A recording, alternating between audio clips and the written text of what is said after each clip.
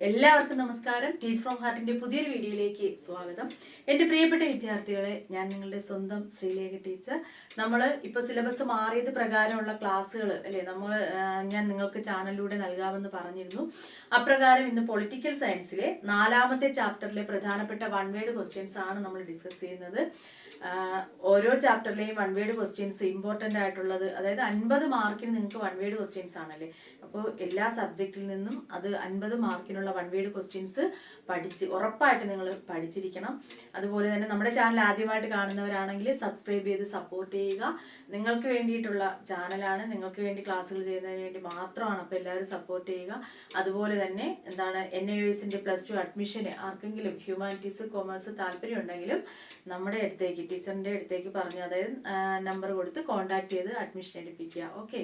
അതുപോലെ ട്യൂഷന് വേണ്ടിയിട്ട് നിങ്ങൾക്ക് കോൺടാക്ട് ചെയ്യാവുന്നതാണ്.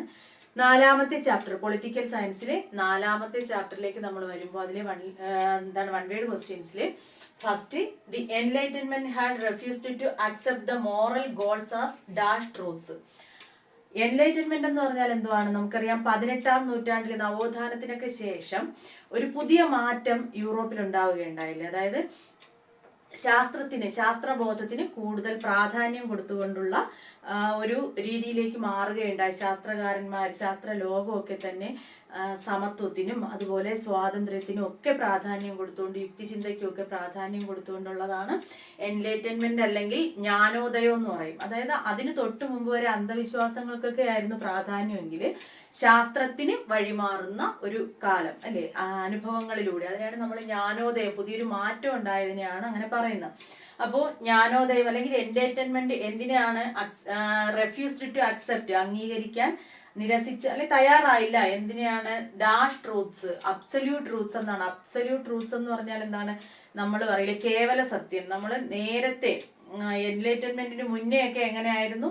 നമ്മൾ അന്ധവിശ്വാസങ്ങളിലും കേട്ടുകേഴ്വി അങ്ങനെയുള്ള വിശ്വാസങ്ങളിലൊക്കെ അധിഷ്ഠിതമായിട്ടുള്ള ജീവിത രീതിയൊക്കെ ആയിരുന്നു. പക്ഷെ പിന്നീട് ശാസ്ത്രലോകം വളർന്നതോടുകൂടി അനുഭവങ്ങളിൽ നിന്നുള്ള ശാസ്ത്രത്തിനാണ് എന്ത് കൊടുത്തത്? പ്രാധാന്യം കൊടുത്തത്. അങ്ങനെ അതുകൊണ്ട് തന്നെ എൻലൈറ്റൻമെന്റ് എന്ത് ചെയ്യുന്നു? ഏത് ട്രൂത്ത്സിനെ, അബ്സല്യൂട്ട് ട്രൂത്ത്സിനെ അല്ലെ കേവല സത്യത്തെ എന്ത് ചെയ്യുന്നു?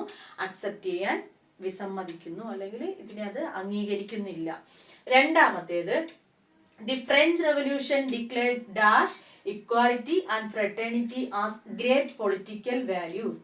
ഫ്രഞ്ച് റെവല്യൂഷൻ, നമുക്കറിയാം ഫ്രഞ്ച് റെവല്യൂഷന്റെ മുദ്രാവാക്യം തന്നെ എന്താണ്? Liberty, equality, fraternity. Liberty means സ്വാതന്ത്ര്യം, ഇക്വാലിറ്റി സമത്വം, ഫ്രട്ടേണിറ്റി സാഹോദര്യം. അപ്പൊ ഇവിടെ എന്താണ് ചോദിച്ചിരിക്കുന്നത്? French revolution declared, French revolution എന്താണ് പ്രഖ്യാപിച്ചത്? ഏതൊക്കെയായിരുന്നു? Dash equality and fraternity. അപ്പൊ ഇവിടെ എന്ത് വരും? ലിബർട്ടി.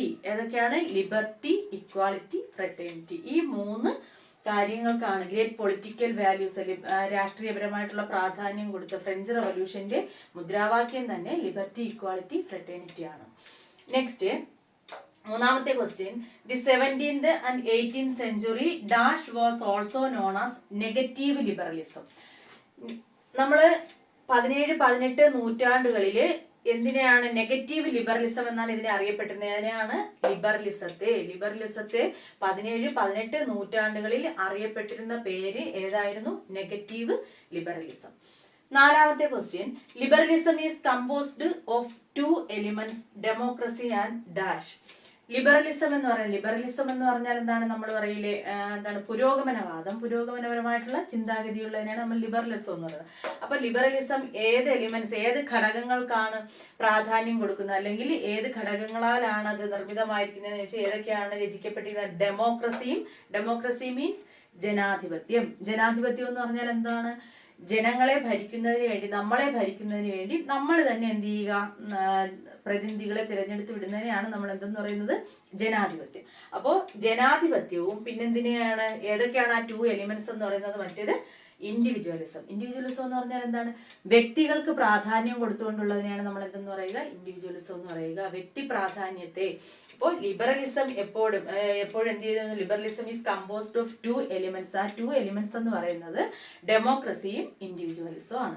നെക്സ്റ്റ്, 5ാമത്തെ question, liberal economy is dash economy. Liberal economy എന്ന് പറഞ്ഞാൽ എന്താണ്? എക്കണോമി എന്ന് പറഞ്ഞാൽ സമ്പദ് വ്യവസ്ഥ അല്ലേ. ലിബറൽ എക്കണോമി എന്ന് പറയുമ്പോൾ നമ്മൾ ഇന്നത്തെ ആധുനിക സമ്പദ് വ്യവസ്ഥ, പുരോഗമന സമ്പദ് വ്യവസ്ഥ എന്നൊക്കെ പറയാം. അതായത് വ്യക്തികൾക്ക് പ്രാധാന്യം കൊടുത്തുകൊണ്ടുള്ള, സ്വകാര്യ മേഖലയ്ക്ക് പ്രാധാന്യം കൊടുത്തുകൊണ്ട് സമ്പദ് വ്യവസ്ഥയിൽ ആർക്കാണ് കൂടുതൽ പ്രാധാന്യം, വ്യക്തികൾക്കാണ് കൂടുതൽ പ്രാധാന്യം കൊടുത്തുകൊണ്ടുള്ളതാണ് നമ്മൾ ലിബറൽ എക്കണോമി എന്ന് പറയുന്നത്. അത് ഏത് തരത്തിലുള്ള എക്കണോമിയാണ്? അതായത് ക്യാപിറ്റലിസ്റ്റ് എക്കണോമി. ക്യാപിറ്റലിസ്റ്റ് എന്ന് പറഞ്ഞാൽ മുതലാളിത്ത സമ്പദ് വ്യവസ്ഥ. അത് നമ്മൾ പറയുന്നത് എന്താണ്?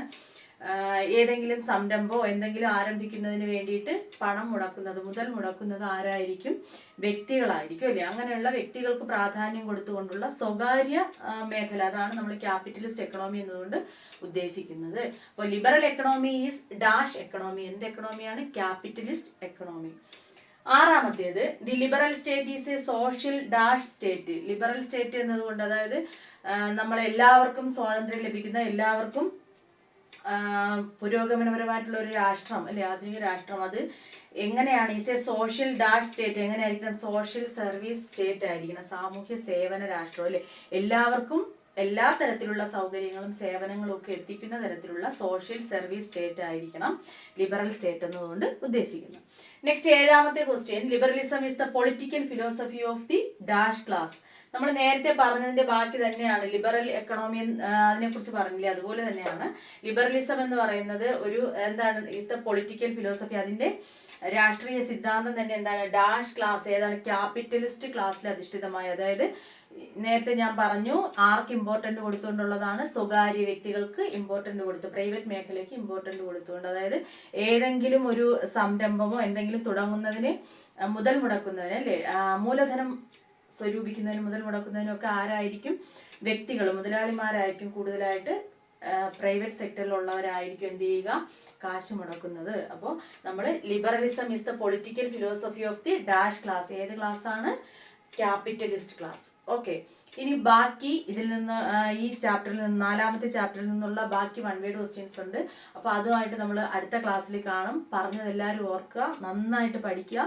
നല്ല മാർക്ക് സ്കോർ ചെയ്യാൻ എല്ലാവർക്കും സാധിക്കും. നമ്മൾ പറയാറുണ്ട്, ഇപ്പോഴാണ് നമുക്ക് സിലബസ് മാറിയതല്ലേ. കഴിഞ്ഞ വർഷം വരെ നമുക്ക് ഏത് ക്വസ്റ്റ്യൻ സ്ഥിരമായിട്ട് ചോദിക്കുമെന്ന് അറിയായിരുന്നു. നിങ്ങൾ നമ്മുടെ ചാനലിലെ നേരത്തെയുള്ള വീഡിയോസ് കണ്ടാൽ തന്നെ അറിയാം, നമ്മൾ പറഞ്ഞിട്ടുള്ള അതേ ക്വസ്റ്റ്യൻസ് ഞാൻ നിങ്ങൾക്ക് എന്താണോ പറഞ്ഞത് അത് തന്നെ ആവർത്തിച്ച് ചോദിച്ചിട്ടുണ്ട്.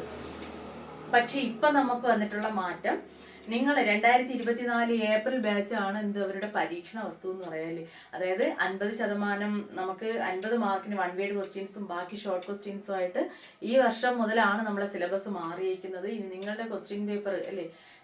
പക്ഷേ എൻ്റെ ഒരു അഭിപ്രായത്തിൽ പറയുകയാണെങ്കിൽ നന്നായി 50% നമുക്ക് വൺ വേർഡ് ക്വസ്റ്റ്യൻസ് എന്ന് പറയുമ്പോൾ നമുക്ക് എഴുതുന്നതിന് കറക്റ്റ് മാർക്ക് കിട്ടും. നിങ്ങളൊന്ന് അല്പം വർക്ക് ചെയ്യണമെന്ന് മാത്രമേ ഉള്ളൂ. എന്തായാലും ആരും പാസ്സാകാതെ ഇരിക്കത്തില്ല. ഒരുവിധം പഠിക്കുന്നവർക്ക്, ഞാനിത് എല്ലാ പ്രാവശ്യവും പറയുന്നതാണ്, ഒരുവിധം പഠിക്കുന്ന എല്ലാവരും നല്ല മാർക്കോടുകൂടി തന്നെ പാസ്സാവും. മുമ്പത്തെ നമ്മൾ ചരിത്രം നോക്കിയാലും അങ്ങനെ തന്നെയാണ് പാസ്സാവുന്നുണ്ട്. എല്ലാവരും നന്നായിട്ട് പഠിക്കുക. എന്തെങ്കിലും നിങ്ങൾക്ക് പഠിക്കുന്ന കാര്യത്തിൽ ഡൗട്ട് ഉണ്ടെങ്കിൽ നിങ്ങൾ എപ്പോൾ കോണ്ടാക്ട് ചെയ്താലും എന്ത് ചെയ്യാം, അഥവാ എന്നെ വിളിച്ചാൽ കിട്ടിയില്ലെങ്കിൽ നിങ്ങൾക്ക് വാട്സപ്പ് ചെയ്യാം. എൻ്റെ അടുത്ത് ഡൗട്ട് ചോദിച്ചു വരുന്നവർക്ക് ഞാൻ ക്ലിയർ ചെയ്ത് കൊടുക്കാറുണ്ട്. നിങ്ങൾക്ക് എന്ത് സംശയം ഉണ്ടെങ്കിലും ചോദിക്കാം. അതുപോലെ നോട്ട്സ് ആയിക്കോട്ടെ, എന്ത് ഡൗട്ട് ഉണ്ടെങ്കിലും നിങ്ങൾക്ക് ചോദിച്ചാൽ ഞാൻ ക്ലിയർ ചെയ്ത് തരാം. മറ്റൊരു വീഡിയോയിലൂടെ ഇതിൻ്റെ സെക്കൻഡ് പാർട്ട്, അതുപോലെ മലയാളത്തിൻ്റെ ക്ലാസ്സുകൾ നമ്മൾ ഇനി ബാക്കി ചാപ്റ്റേഴ്സ് ചെയ്യാനായിട്ടുണ്ട്. എന്തായാലും എക്സാമിന് മുന്നോടിയായിട്ട് നിങ്ങളോടൊപ്പം നിങ്ങൾക്ക് എന്താണോ എക്സാമിന് വേണ്ടത് അതിനുള്ള ക്ലാസ്സുകൾ ഞാൻ തരുന്നതായിരിക്കും. അപ്പോൾ നമ്മുടെ ചാനൽ നിങ്ങളും സപ്പോർട്ട് ചെയ്യുക. നിങ്ങൾ നന്നായിട്ട് പഠിച്ച് നല്ല മാർക്കോടുകൂടി പാസ്സാകാൻ ദൈവം അനുഗ്രഹിക്കട്ടെ. അടുത്ത വീഡിയോയിലൂടെ നമുക്ക് വീണ്ടും കാണാം. താങ്ക്